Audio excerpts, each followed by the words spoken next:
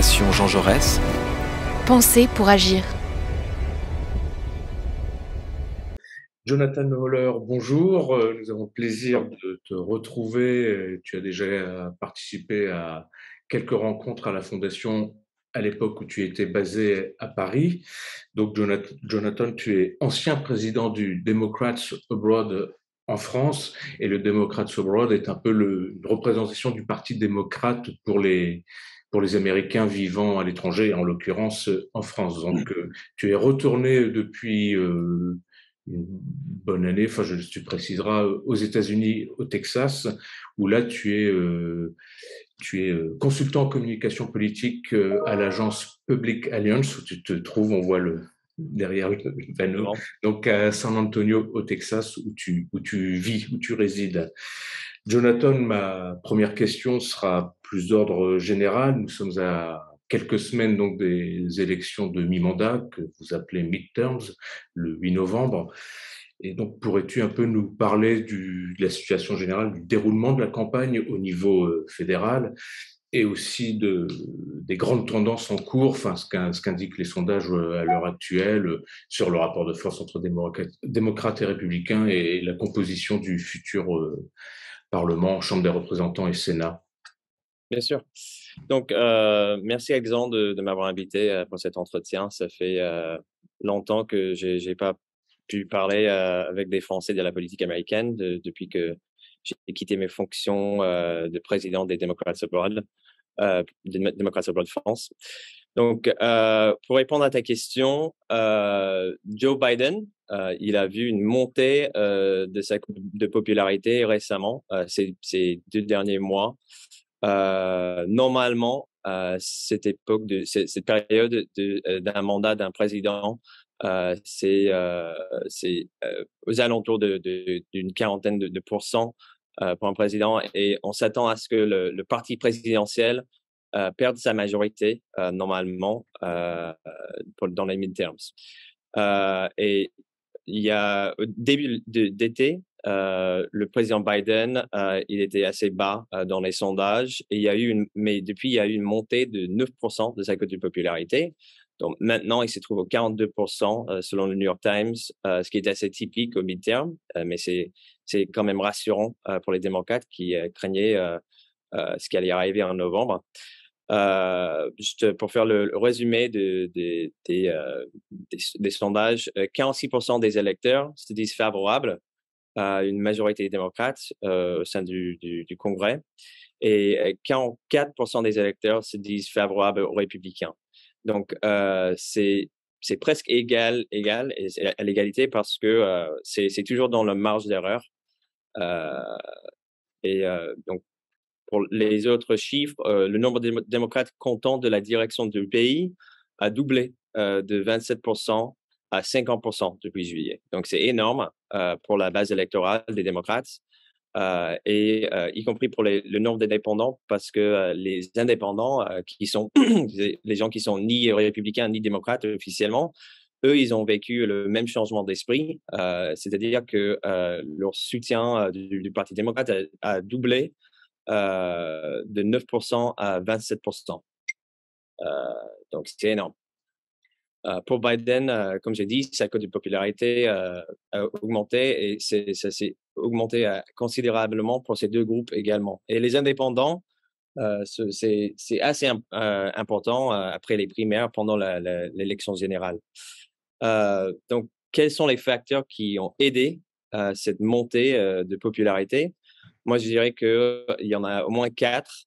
C'est la baisse des prix d'essence. Ce n'est pas une réponse très sexy, et c'est pas une question sur laquelle Joe Biden a eu beaucoup de contrôle, même si ce qui a aidé, c'est que il a pu lâcher les réserves de pétrole, comme d'autres chefs d'État ont fait récemment, et bien sûr, ça a fait baisser les prix. Aujourd'hui, au moins dans le Texas, c'est à moins de $3 le gallon. Je sais pas quel est l'équivalent dans ce système métrique. De toute façon, les prix d'essence ont toujours été plus bas aux États-Unis qu'en Europe. Mais c'est une grande différence parce que ça s'approchait des 5 $ le gallon récemment au Texas.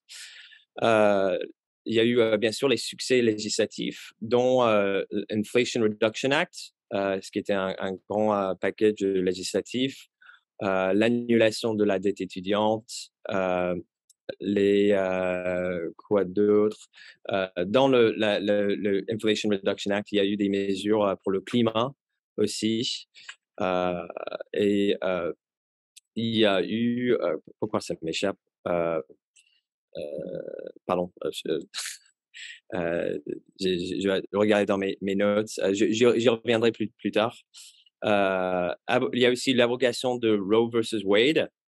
Donc, Roe versus Wade, c'est une décision de la Cour suprême en 1973 qui protégeait le droit à l'avortement et la Cour suprême l'a abrogé, c'est-à-dire qu'ils ont renvoyé la décision aux États, permettant aux États contrôlés par les républicains d'interdire l'avortement.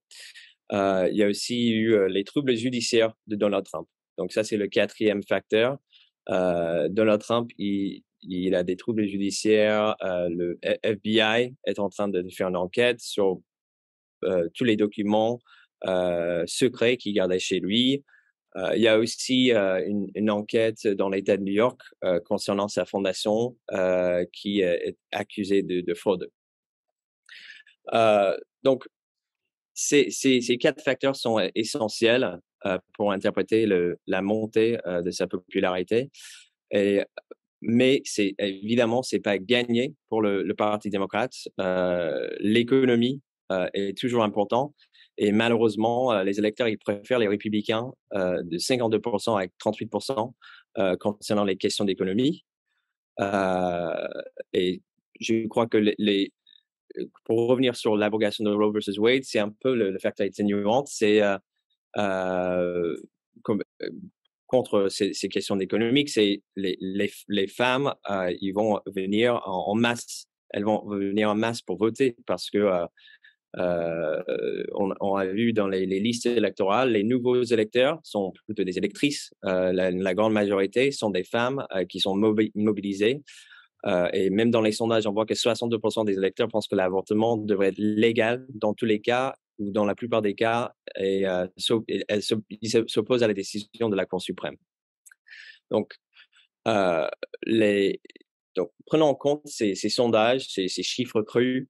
Je pense que d'ici 8 novembre, ce qui va être assez déterminant, c'est la façon dont les deux partis puissent communiquer et tend la main aux électeurs, surtout les militants, parce que dans les midterms, c'est surtout la base électorale qui compte et l'enthousiasme des militants. Et on voit qu'aujourd'hui, l'enthousiasme, c'est plutôt du côté démocrate.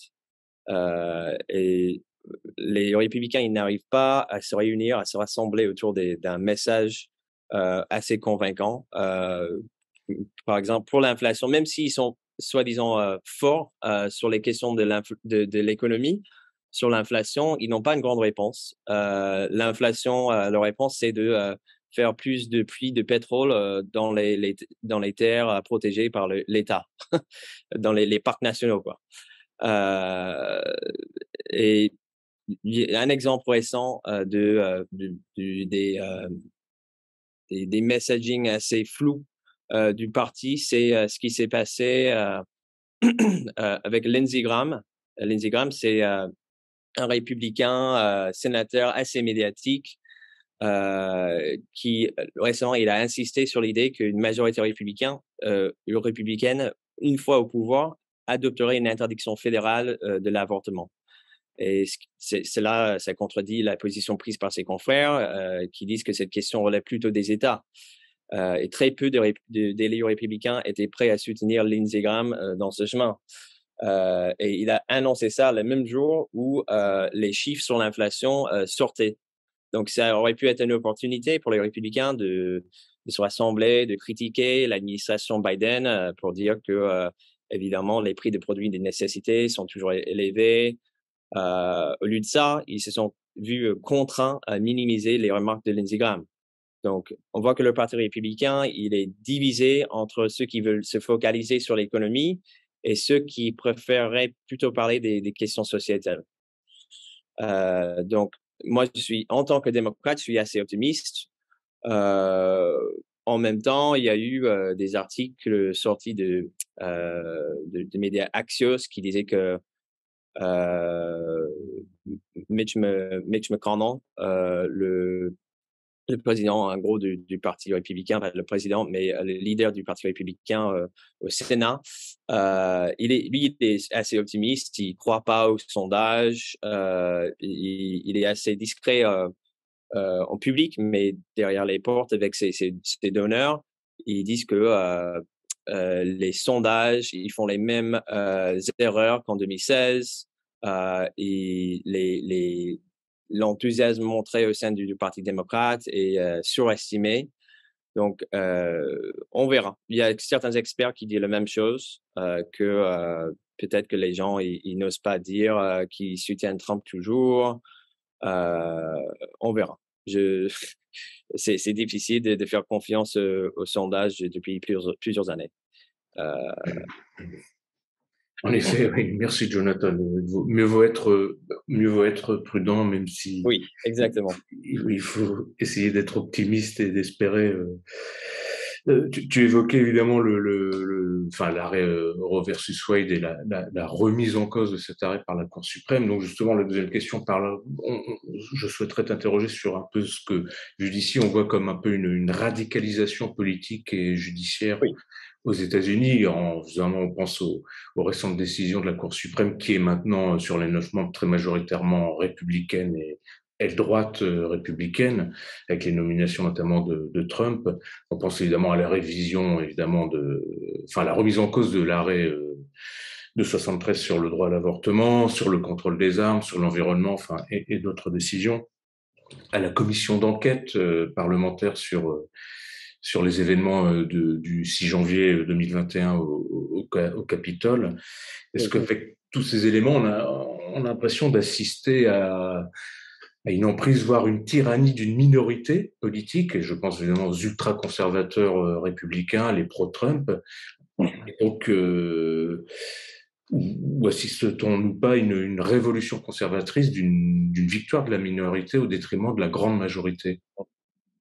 Bah, pour moi, les événements du 6 janvier, ça, c'est une question sur des militants qui sont assez extrêmes, évidemment, des radicaux qui sont malmenés par des fausses informations en ligne.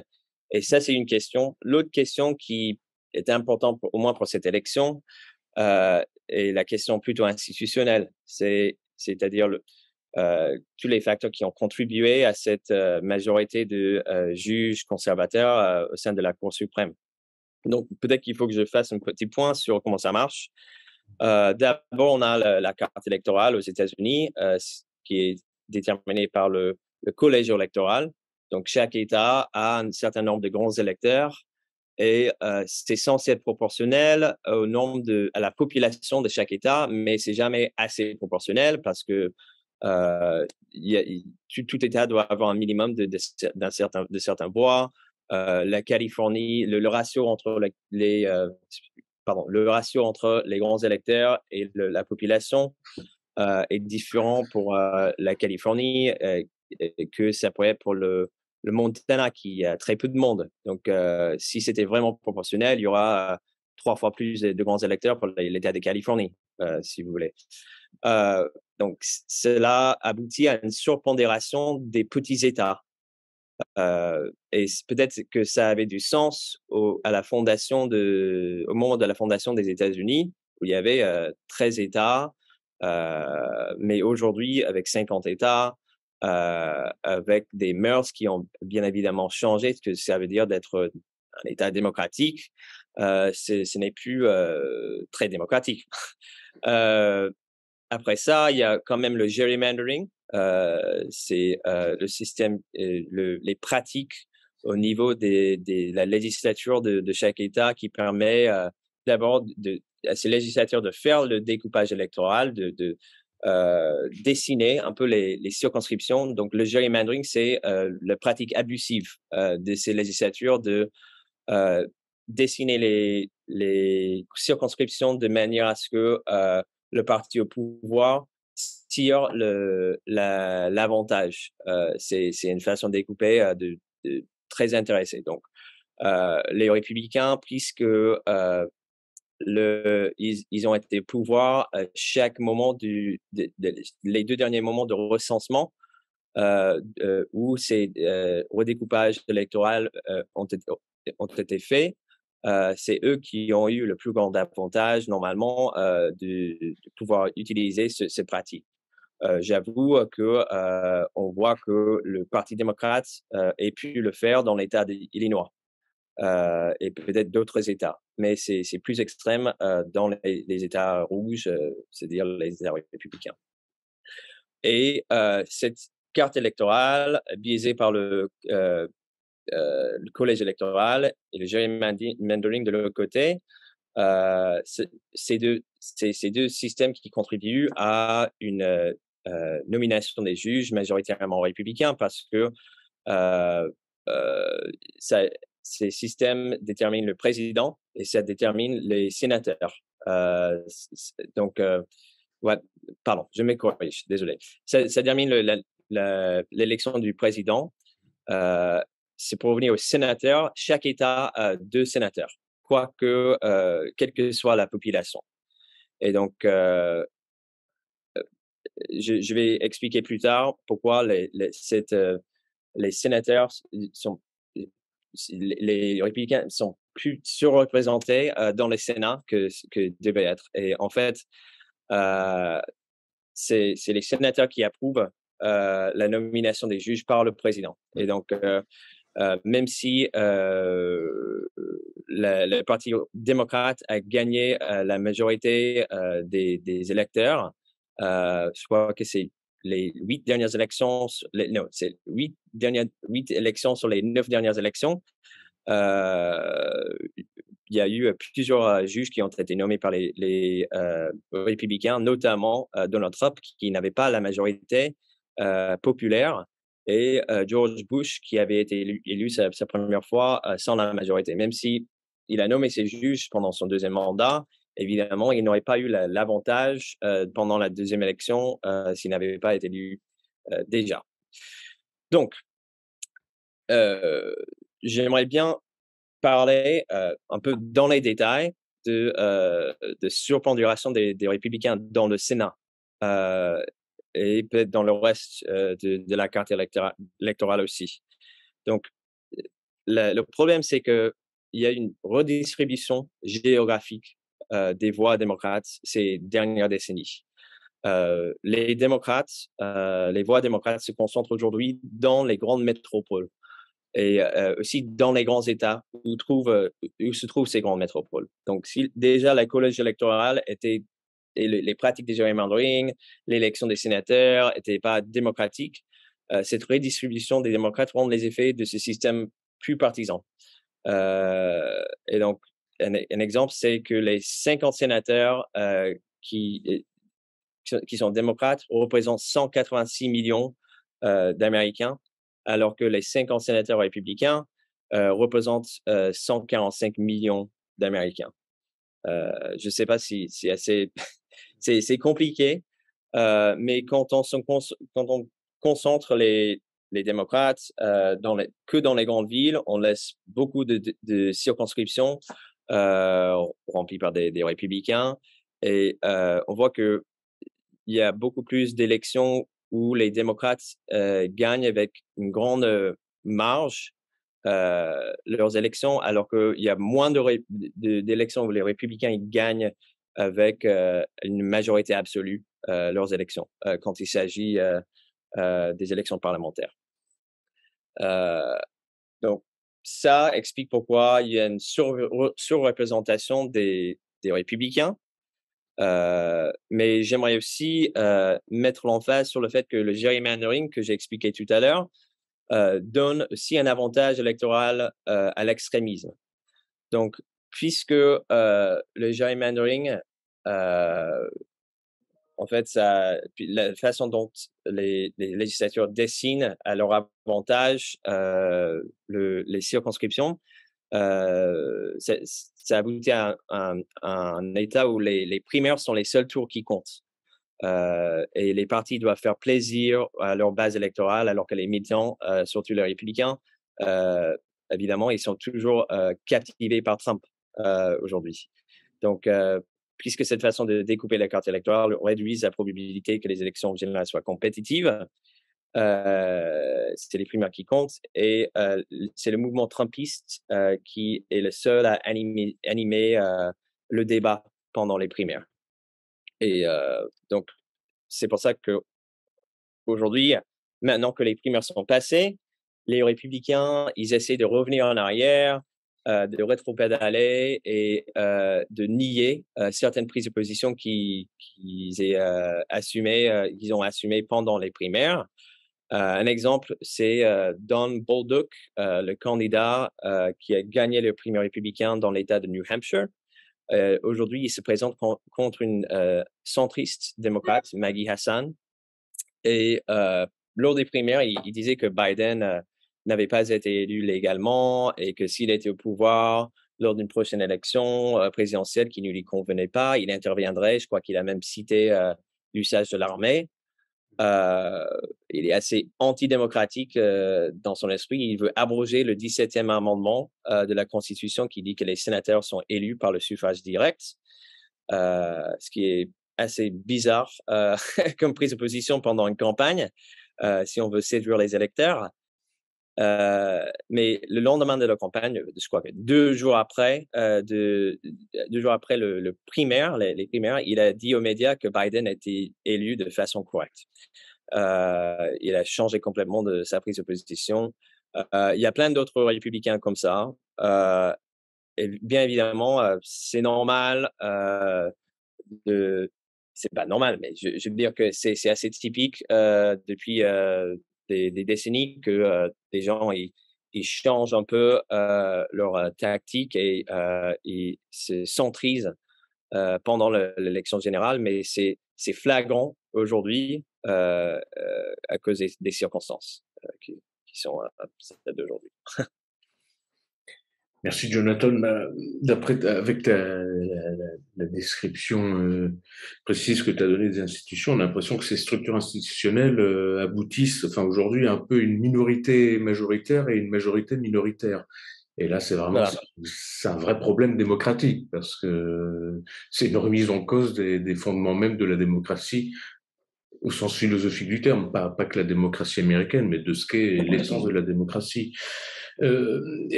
Parlons un peu là, comme avec les midterms, ce sera évidemment, comme le nom l'indique, à mi-mandat de Joe Biden. Tu l'as quand même déjà évoqué au cours de ta première réponse, c'est après 2 ans d'administration Biden, quel bilan peut-on faire et peut-être un peu axé sur le fameux, ce qu'on appelle dans les médias français la loi climat de Biden, le Inflation Reduction Act, l'IRA, parler aussi un peu de cette loi qui est quand même une loi importante dans le mandat Biden. Oui. Donc c'est une loi assez fourre-tout, si on veut. Je veux pas dire ça dans un esprit négatif, mais c'est parce qu'il y a une majorité de 50-50. Et donc, pour pouvoir faire toutes les mesures qu'on voulait faire, il fallait mettre tout dans un seul loi parce qu'il y a la règle de filibuster. C'est pas exactement le nom officiel, mais ce que je veux dire par ça, c'est que euh, une fois par an, en gros, sauf dans certaines exceptions, le Sénat peut adopter une loi sans une majorité de 60 sénateurs.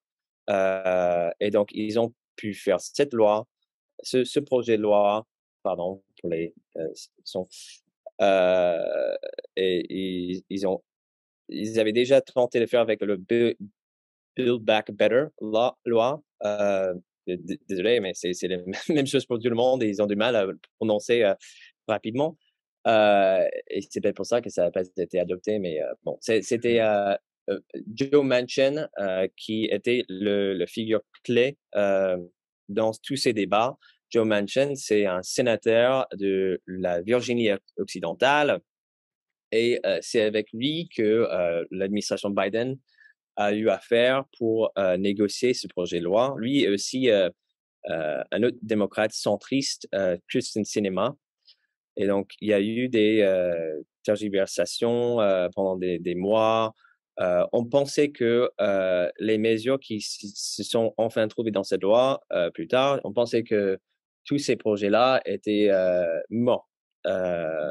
Et on, on était vraiment étonnés quand il est sorti et finalement, on a compris que ça allait être soutenu par tous les démocrates.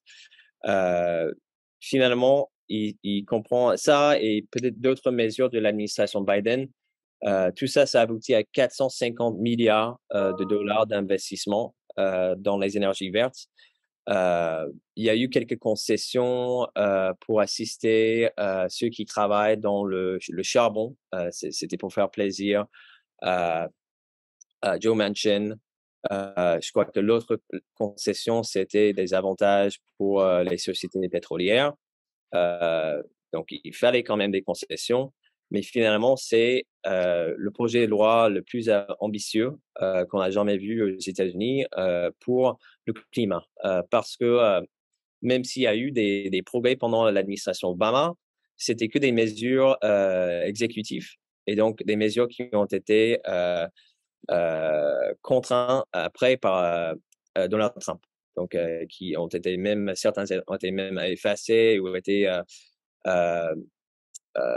challengés par la Cour suprême. Donc, puisque cette fois-ci, c'est des mesures législatives et c'est beaucoup plus promettant. Après, il va falloir voir comment ça se fait en réalité parce qu'il faut même s'il y a de l'argent d'un côté, il faut quand même voir comment ça va se mettre en œuvre sur le terrain. C'est des financements qui vont aller aux municipalités, aux entreprises par les crédits d'impôt. Ça va être aussi distribué au niveau des États. Donc, c'est aussi à la discrétion de toutes ces différentes couches de pouvoir qui vont déterminer le succès du côté environnemental de cette loi. Mais la loi, ça s'appelle Inflation Reduction Act. Donc, c'est pas que le côté environnemental. Il y a aussi d'autres mesures pour réduire le coût des pharmaceutiques, donner à l'État le pouvoir de négocier les prix des médicaments par le biais de l'équivalent de la sécurité sociale, Medicare et Medicaid, avec les entreprises pharmaceutiques. Il y a d'autres mesures pour aussi donner un peu, renforcer le pouvoir d'achat des Américains. Et évidemment, c'est aussi financé par des mesures de élever les impôts et surtout de pas vraiment élever les impôts, mais arrêter pas les niches fiscales, mais voilà, de faire en sorte que ceux qui sont censés payer les impôts payent vraiment leurs impôts. Donc, renforcement de la vigilance fiscale, ce que je veux dire. Donc, évidemment, les républicains disent comment c'est possible d'appeler ça Inflation Reduction Act si vous êtes en train de encore dépenser, mais c'est contrebalancé par les impôts. Bon, c'est pas l'argumentaire que les républicains veulent entendre, mais ça montre quand même aux électeurs lambda que l'administration Biden et les démocrates, ils font vraiment des mesures concrètes pour aider les ménages modestes, alors que les républicains, ils n'ont, comme j'ai évoqué tout à l'heure, ils n'ont pas vraiment une réponse aux prix élevés qu'on a vu récemment. Donc, ça, c'est une mesure. Je ne sais pas si tu veux que puisque oui, l'autre question, la question générale, c'était le bilan qu'on fait de l'administration Biden. Il y a eu d'autres mesures. Il y a eu quand même 2 projets de loi bipartisans le Chips and Science Act, ce qui renforce les capacités des États-Unis à produire les semi-conducteurs et les microchips et micropuces aux États-Unis parce que on est toujours assez dépendant de l'Asie. Alors que cette technologie est très stratégique. C'était un débat, je crois, qui existait déjà en France, cette notion de l'infrastructure hyper stratégique pour l'État. Et jusque-là, tout ça a été fabriqué dans des pays étrangers. Et aussi, avec cette notion de capacité de produire, on a en parallèle plus de financement pour les sciences dans les universités et dans les recherches. Euh, donc ça, c'est assez positif. Et c'était un projet de loi bipartisan passé avec le soutien de plusieurs républicains. Le projet de loi, c'était sur les armes. Après les massacres récents, les démocrates ont réussi à convaincre 10 républicains de voter avec eux pour faire des petites mesures sur les armes. Je ne vais pas rentrer dans les détails, c'est assez technique, mais ils ont réussi parce que ils ont trouvé les bons républicains qui se présentaient pas à leur réélection cette année. Il y en a un sénateur John Cornyn, républicain de mon État de Texas. Il est allé à, je crois, est-ce que c'était CPAC ou un grand rassemblement des républicains, du Parti républicain au Texas. Il a été hué quand il est entré sur scène, alors que c'est un républicain qui a une carrière de longue date, très respecté normalement. Puisqu'il a voté avec les démocrates sur ce projet de loi, il a été hué pendant plusieurs minutes devant des milliers de militants républicains. C'est du jamais vu. Ça montre qu'il y a toujours une partie extrémiste des militants républicains aujourd'hui, et surtout sur cette question d'armes. Et le public américain est toujours divisé sur cette question. Je crois que c'est 47% qui sont d'accord avec les républicains et 45% qui sont d'accord avec les démocrates. L'autre mesure exécutive qu'a pris l'administration Biden, c'est l'annulation de la dette étudiante. Donc, cela, c'est assez positif, même si c'est assez, on peut dire que c'est controversé parce que ça évoque des tensions par certains, de la part de certains, mais c'est assez, c'était un main tendue aux jeunes et à la nouvelle génération des démocrates comme moi qui comprennent ce que c'est le fardeau de la dette étudiante, alors que c'est un problème qui n'existait pas pour les générations avant, parce que les générations avant, ils ont pu payer leurs études avec un SMIC sans avoir à s'endetter. Pour rentrer dans les détails, cette annulation, ça consistait à annuler 10 000 dollars pour les individus gagnant moins de 125 000 dollars par an. Et pour les ménages avec des revenus de moins de 250 000 dollars, c'est aussi annulé 20 000 dollars pour ceux qui avaient des prêts d'études de l'État, ce qu'on appelle les Pell Grants. Les effets, c'est selon la Maison-Blanche, 80% de l'aide bénéficiera aux revenus de 65 000 dollars par an et 50% des bénéficiaires de ces bénéficiaires verront une annulation complète de leur dette étudiante. Donc, c'est énorme. Ça va donner plus de pouvoir d'achat aux jeunes. Mais ce qui compte, c'est le long terme parce que la dette étudiante, comme j'ai dit, c'est un fardeau. Ça empêche les jeunes, les millennials et les autres jeunes à pouvoir commencer leur vie de famille, de s'établir, d'avoir un fonds sur lequel ils peuvent construire une vie professionnelle et une vie de famille. Donc, c'est hyper important et c'est pas juste des mesures d'annulation. Il faut dire que l'administration aussi a mis des contraintes sur les taux d'intérêt, comment ils peuvent se modifier des années. Ils ont mis des contrôles sur les taux d'intérêt. Ils ont rendu le système beaucoup plus transparent pour ceux qui prennent des prêts. Donc, j'espère que ce sera un système plus sain. Je suis sûr qu'il y a toujours du travail à faire. Il reste toujours des universités qui exploitent des étudiants. C'est tout un système éducatif à refaire. Merci, Jonathan. Mais Oui. c'est des grands progrès qui ont été faits dans une toute petite période, que dans ces 2-3 derniers mois.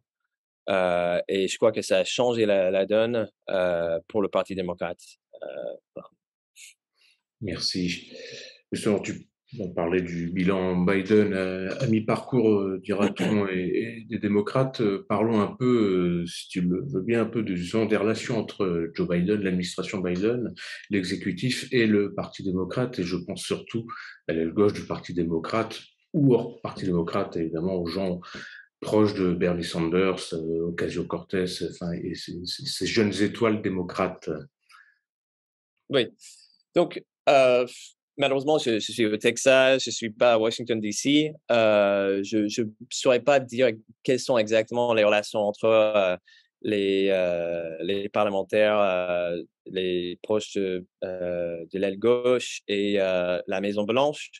Mais je pourrais te dire quels sont mes sentiments de tout ce dont je viens d'évoquer et les autres réussite de l'administration et quels sont les effets sur les gens de gauche et le reste du Parti démocrate.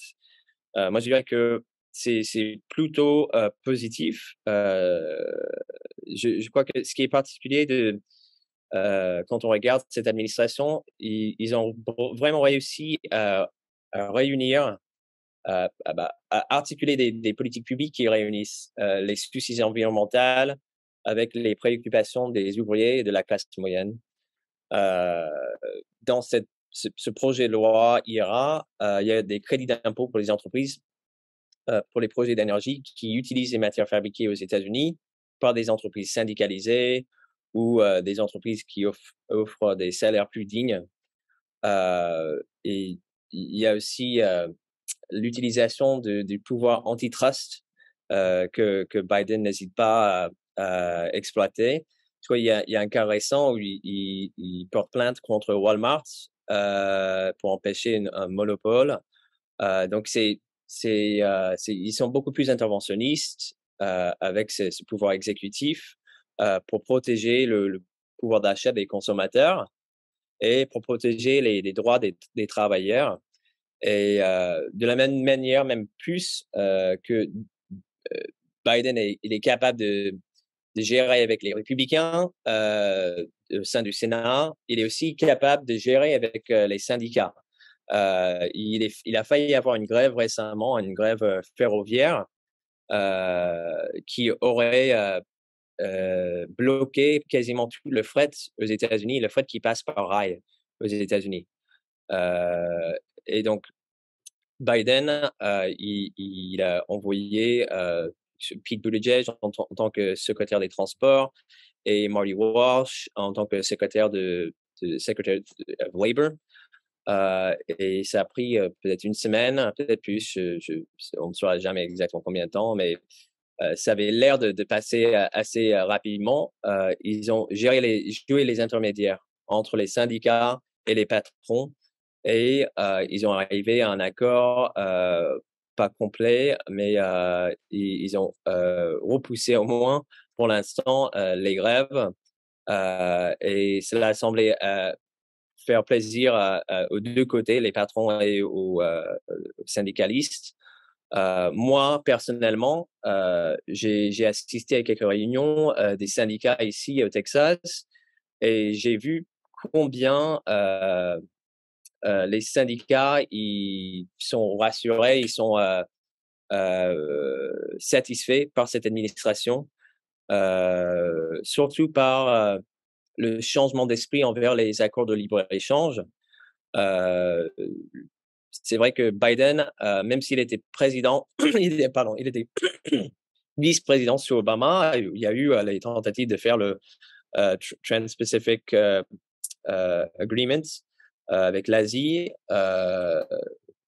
Il y a toute une autre équipe de personnes qui gèrent ces questions dans cette administration. Donc, il est plus protectionniste. Il a même nommé Celeste Drake comme une conseillère Labour. Avant, c'était une personne qui avait critiqué les accords de libre-échange sous Obama. Maintenant, c'est une conseillère sur ces mêmes questions pour Joe Biden. Et cela a été applaudi par les syndicats.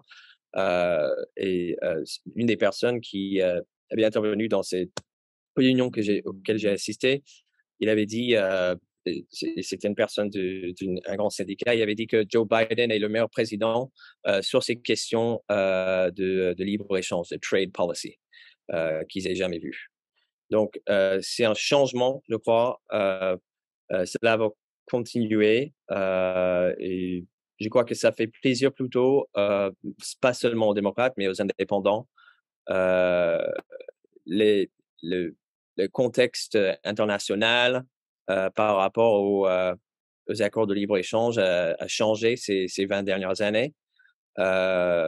Et Joe Biden, il a gardé certains des tarifs, certaines des mesures protectionnistes de Donald Trump, tout en se montrant qu'il peut toujours être un leader mondial qui sait négocier avec des États pour arriver à des accords qui servent, pas des grands accords, mais je veux dire que des accords, des petits accords et des situations qui bénéficient aux ouvriers et aux consommateurs en même temps aux États-Unis.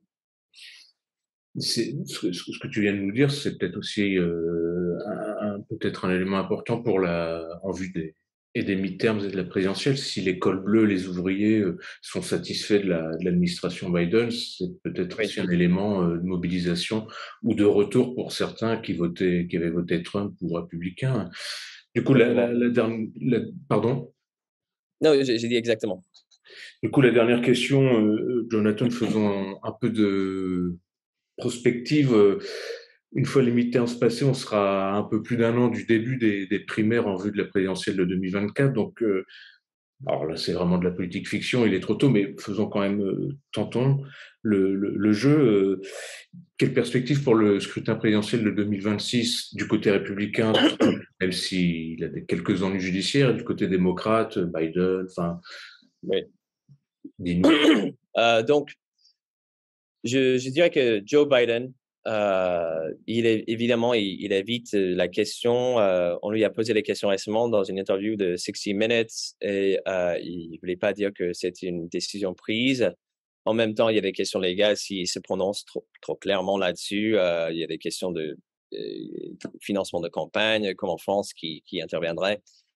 Donald Trump, de son côté, il se montre assez prêt pour faire campagne, mais je ne sais pas si c'est juste une tactique pour gérer juste l'opinion publique alors que il y a toutes ces enquêtes. Mais c'est clair qu'il y a quelques prétendants. Il y a Joe Biden et Donald Trump. Il y a ce scénario où il se ferait face encore une fois. Dans ce cas-là, les sondages donnent vainqueur quand même à Joe Biden de 3%. Mais évidemment, il y a des sondages qui se sont faits récemment pour voir comment ça se passerait si Pete Buttigieg se présentait. Est-ce que les électeurs démocrates étaient plus favorables à lui qu'à Joe Biden? Personnellement, je ne vois pas Pete Buttigieg se présenter, mais sinon, je ne sais pas qui d'autre ça pourrait être. Il y a peut-être le maire de New York, Eric Adams. On voit que Gavin Newsom, le gouverneur de Californie, il a fait des actions assez médiatiques récemment. Il fait des pubs dans les États rouges pour dire aux femmes de venir en Californie se faire avorter. Et de la même façon, DeSantis, le gouverneur de la Floride, et Greg Abbott au Texas, eux, ils font des actions assez médiatiques. Je vais pas mentionner tout à l'heure, mais DeSantis, il vient d'envoyer des migrants de la Venezuela dans l'État de New York, même Martha's Vineyard, qui étaient même pas des migrants qui étaient venus en Floride, mais c'est une autre question. Mais il a envoyé des migrants et c'était après que Greg Abbott, il a fait la même chose dans d'autres États démocrates. C'est une action qui est censée envoyer un message fort, c'est que les États rouges frontaliers, ils en ont marre, alors que les États bleus, ils sont pro-migrants, mais ils subissent pas les mêmes effets. Ça, c'est censé être le signal envoyé. Mais je suis pas sûr que c'est effectif. Je crois que ça fait plaisir à leur base électorale. Évidemment, ça fait pas plaisir aux centristes, aux démocrates, parce qu'il y a quand même des questions humanitaires là-dedans. Le shérif ici à San Antonio, dans mon comté, il fait une enquête de trafic humain sur les équipes du gouverneur de Floride là-dessus. Donc, ça va prendre une certaine ampleur. Ça, mis à part, oui, le gouverneur de Floride, il pourrait être, je crois que ça serait le prétendant le plus fort du côté républicain. Il veut pas dire pour l'instant, mais il fait des grands pubs c'est clair, c'est pas juste pour sa réélection. Il fait campagne, il vient de soutenir d'autres candidats pendant la campagne en novembre. Donc, pour moi, ça peut être Trump ou ça peut être DeSantis. Je crois que les démocrates, ils ont assez plus peur de DeSantis que Trump. DeSantis, c'est comme quelqu'un qui a toutes les prises de position de Trump, mais il est plus stratège, il est plus sophistiqué, c'est plus un caméléon politique. Avant, il était le candidat de l'establishment. Il a des bons rapports avec les grandes entreprises, les grands lobbies, avec le champ de commerce. Et en même temps, il sait satisfaire les extrémistes qui veulent aller dans un autre sens. Donc, il pourrait être la personne qui peut réunir ces deux courants au sein du Parti républicain et peut-être convaincre les indépendants sentent que c'est une personne plus acceptable que le figure de Donald Trump qui fait toujours dégoût au sein d'une majorité assez conséquente du public américain. Donc, et Kamala Harris, je pense qu'elle peut être... Kamala Harris, malheureusement, c'est probablement une des vice-présidents, un des vice-présidents le moins aimé qu'on a jamais vu. Elle est absente du débat. Quand elle fait des événements publics, elle fait toujours des gaffes. Elle n'est pas présente. Je ne sais pas si c'était une décision stratégique de la part de l'administration Biden, mais elle n'a aucune chance à être la prochaine présidente, à moins qu'un événement imprévu se passe et que des règles constitutionnelles l'exigent. Mais elle ne saurait pas gagner une élection présidentielle. Jonathan, un grand merci pour la richesse de tes réponses. Et donc, je pense qu'on aura l'occasion de se revoir après le 8 novembre et cross the fingers. Au revoir, Jonathan, et merci beaucoup.